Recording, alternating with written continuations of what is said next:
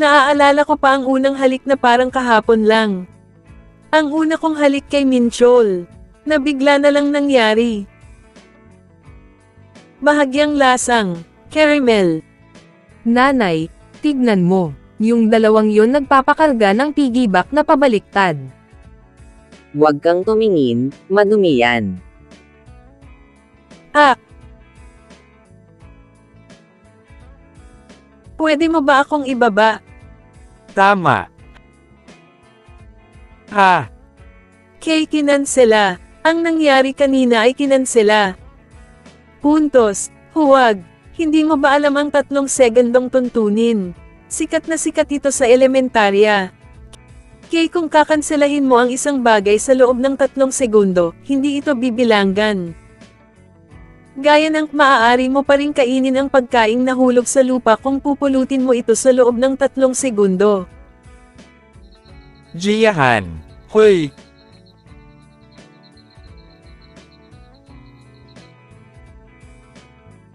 At, ang daming kalokohan. Kahit ako, hindi ako makapaniwalang nasabi ko ang mga bagay na iyon.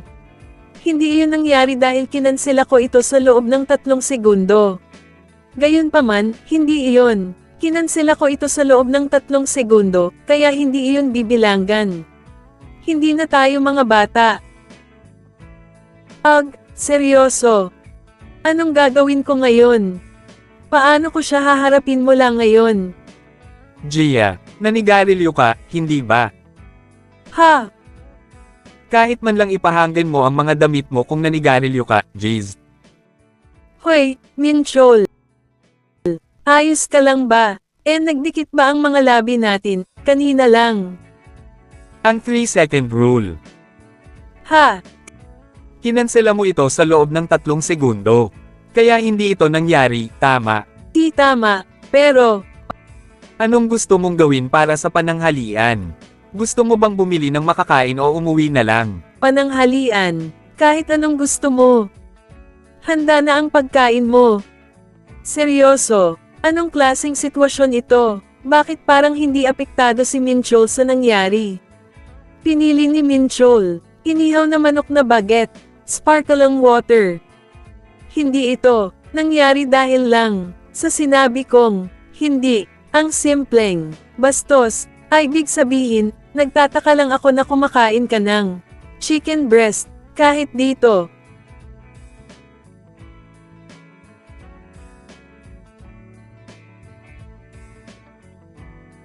Ho, ibig sabihin, ako ang nag-o-overreact, di ba? 32 taong gulang na tayo, bakit ko ba pinapalaki ang isyu tungkol sa pagdampi ng aming labi ng hindi sinasadya? Pero kahit na, ito ang unang pagkakataon na nanood kami ng sine na magkasama mula nang kami ay ikasal, at ang aming unang halikan. Akala ko ay mas maguguluhan siya kaysa dito. Parang medyo, nakakadismaya. Gia, hindi ko na kaya. Kailangan kong ilabas ito.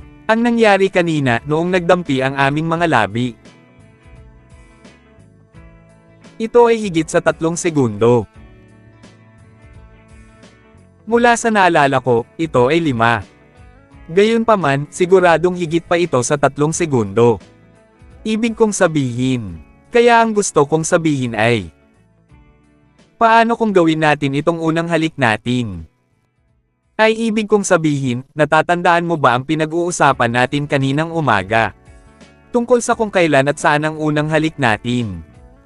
Dahil nangyari ito, bakit hindi na lang natin gawing ito ang unang halik natin? At gano'n na lang, si Jihan, 32 taong gulang, ay umalis pagkatapos lamang ng 1 buwan sa kasal. Ang dahilan ay, hindi niya kayang tumayo para tingnan man lang si Minchol. Ano ba ang nagawa kong mali? Basta, ito na to. Kaya Gina, Jiman, inaabangan kong makasama kayo sa buhay, kasama kayo.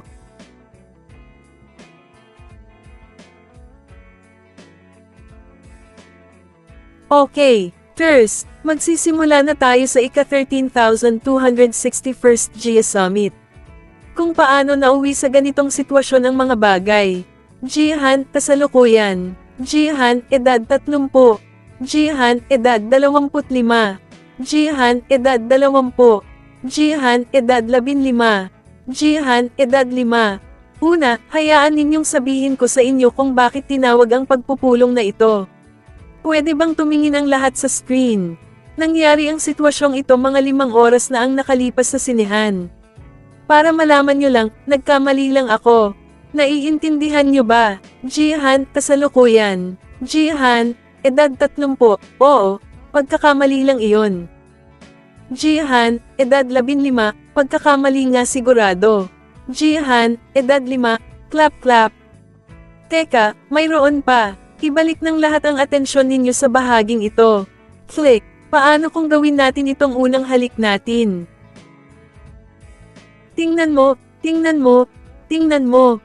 Manibiro ba niya ako? Bam, bam, bam. Seryoso ba na dapat mong sabihin iyon sa sitwasyong iyon?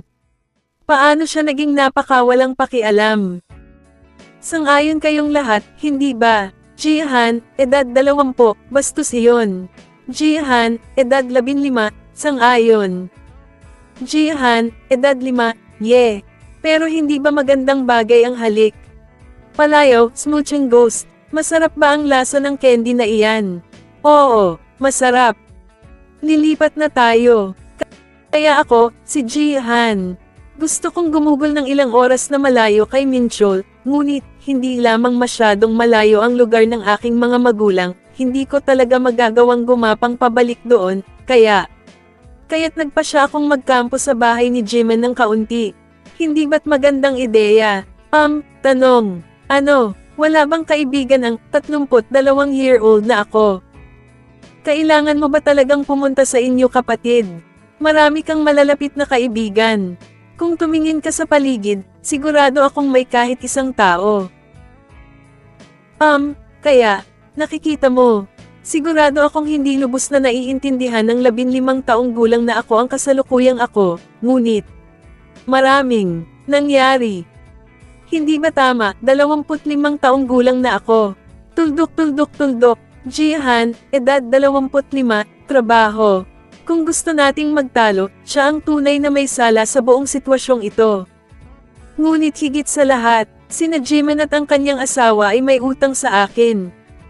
Nakikita mo, dahil, Cintiberry Fruit Gift Set, Premium Gift Set, ako ang nagpagsama sa kanila. Ako ang nag-set up sa kanila sa isang blind date. Noong nagtatrabaho ako sa isang kumpanya, binigyan ko rin sila ng pera para makapag-date sila. At ako ang naghikayat sa kanila na magpakasal. Kung iisipin nila kung gaano kalaki ang utang nila sa akin para doon, hindi sila makakatanggi.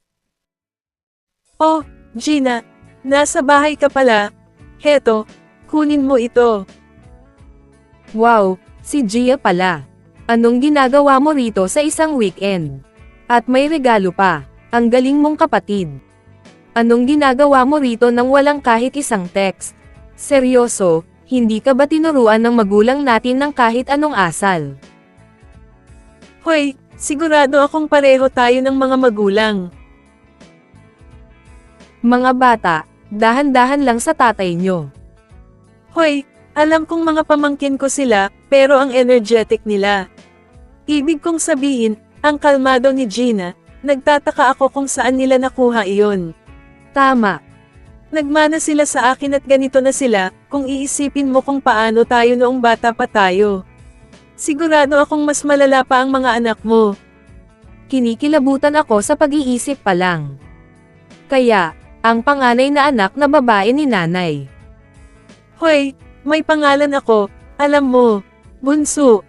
Ibig kong sabihin, kahit ano pa ang dahilan mo rito. May sasabihin muna ako sa iyo. May sasabihin ka sa akin. Tulad ng ano? Gia, sa totoo lang, ang Spaghetti Man movie nakakasimula pa lang sa mga sinehan.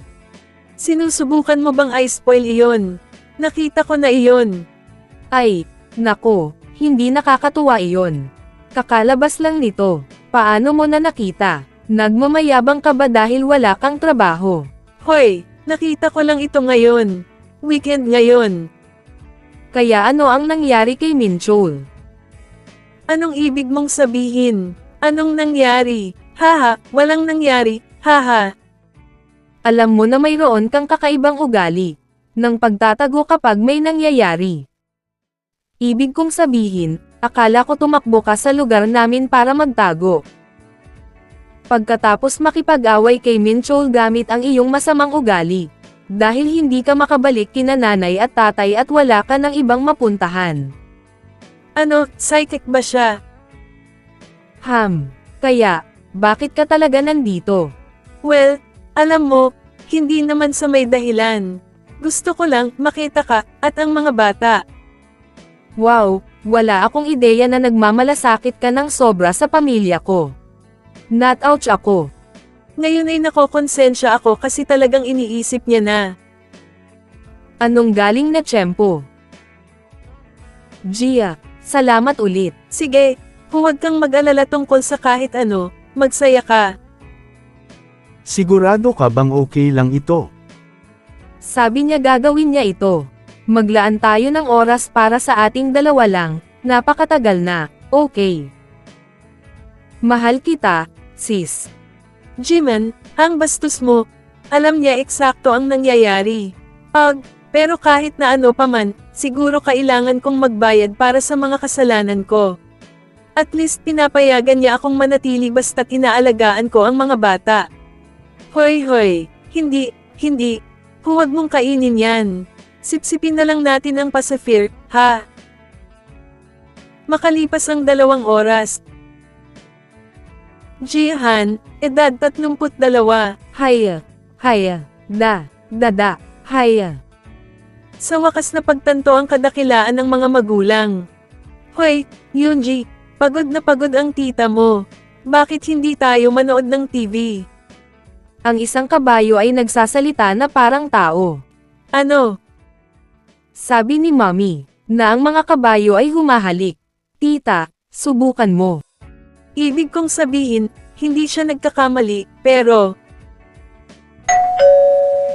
ako'y naligtas. Yunji, nandito na ang delivery man. Titingnan ni tita, okay.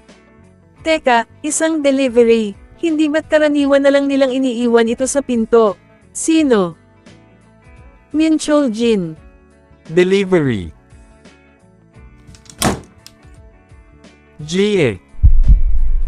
Anong ginagawa niya dito? Ha, paano niya nalaman na nandito ako? Naglagay ba siya ng tracker sa akin o ano? Tita, sino yun? Kung sasabihin ko, siguro isang kakaibang tao lang. Huwag kang mag-alala, madumi siya. Talaga? Siya ba to? Sabi ni Mommy, buksan ko raw ang pinto kung dumating ang taong ito. Sabi niya, tiyuhin ko raw siya, at may dala siyang masarap. Jiman Han. Nga, dada. Masarap ba, da? Talaga? Hoy, Minchol, may itatanong lang ako sa'yo. Paano? Paano mo nalaman na nandito ako? Tumawag si Jiman. Sinabi niya sa akin na pumunta ako para sunduin ka. Jiman Han. Hindi, walang ginawang mali si Jiman. Ginawa ko rin yan noong nag-aaway sina nanay at tatay. Hanggang kailan namin ito kailangang gawin? Siguro hanggang sa maging adulto na tayo. Ang pinakamagandang gawin kapag nag-aaway ang isang mag-asawa ay ang ikulong sila sa isang silid ng magkasama. Pero kahit na, Minchol, ganyan ka ba ka-inosente? Ano? Paano ka nakapunta dahil lang sa sinabi niya? Dumating ako dito dahil ayaw kong makasama ka. Paanong seryoso kang walang ideya? Saugnay 5 ng aming kasunduan. Dapat palaging lutisin ang mga isyu sa pamamagitan ng komunikasyon. Jie, galit ka ngayon, di ba? Sana sabihin mo sa akin ng direkta kung bakit at kung ano ang nagpagalit sa iyo. Sinusubukan ba niyang makipag-away ngayon? Ha, bakit nga ba ako galit ulit? Aksidente iyon, pero nagdulot pa rin ito ng kilig sa akin simula nang tawagin niya itong unang halik namin. Sinusubukan ko talagang baliwalain ito sa pamamagitan ng pagbubuga ng kalokohan. Pero doon sinabi ni Minchol, higit pa iyon sa 3 segundo. At habang kumakabog ang puso ko noon, ibig kong sabihin, Kaya ang gusto kong sabihin ay, tinapos niya lang ito, paano kung gawin nating unang halik natin ito? Ngayon na iniisip ko, bakit nga ba ako kinilig? Manhid siya at nakakainis, walang nakakaakit sa kanya. Ang blankong mukha niyang iyon, ugh. Kinamumuhian ko ang sarili ko sa pag-asa ng isang bagay mula sa isang lalaking tulad niya. Nakakainis sobra. Tita, tita. Di ba masarap? Hahaha, sabi ni Mommy. Kapag naiinis ka, ang matatamis na bagay ang pinakamaganda. Hindi ka na naiinis, di ba? Gusto mo rin ba, Tito? Hindi ko gusto ang mint chocolate chip. Medyo, nahihiya ako. Oh, masarap ba? Hindi ko man lang magawang umasal ayon sa edad ko sa harap ng mga bata. Oh, ang cute-cute. Alam mo na kung gaano ito kasarap. Siguradong may panlasa. Ngayon na iniisip ko, hindi naman talaga ito dapat ikagalit. Pero ang sobrang dami ay magdudulot ng sakit ng tiyan, kaya... Kurot, aw. Aw, ibig kong sabihin, isa lang naman iyong halik, di ba? Pareho na kaming matanda, at hindi naman talaga iyon malaking bagay. Isang kagat lang. Magugustuhan mo ito kung susubukan mo lang. Oh, mga bata pa rin ba kaming? Dalawa. At ganoon na nga, salamat sa malaking pagsisikap ng kapatid ko. Datang unang beses na umalis ako ng bahay ng galit simula nang magpakasal kami. Tumagal lang ng kalahating araw. Kita-kits.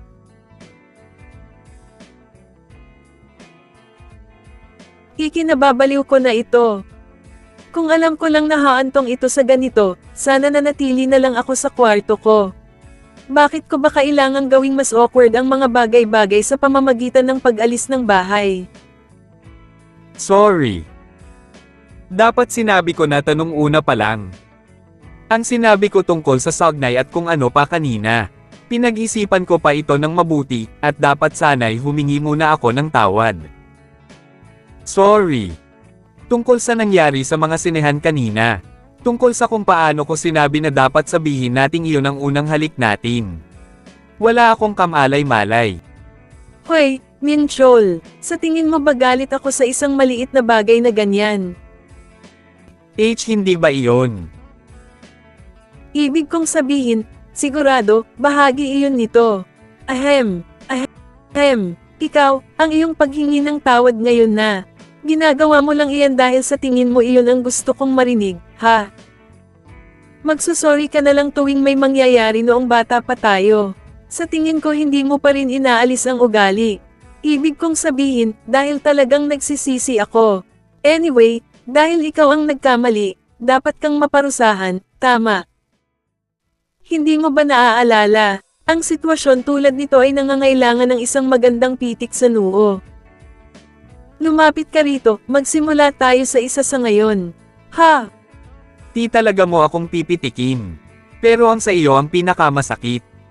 Kung gayon isang suntok, sige, bago ko gawin, dahil tinanong mo kung bakit ako nagagalit. Sasabihin ko sa iyo.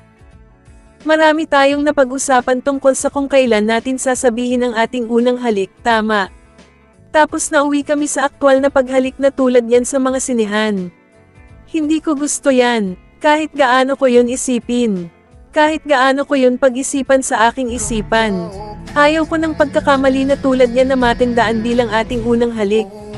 Kaya hayaan mo akong magpasya ngayon.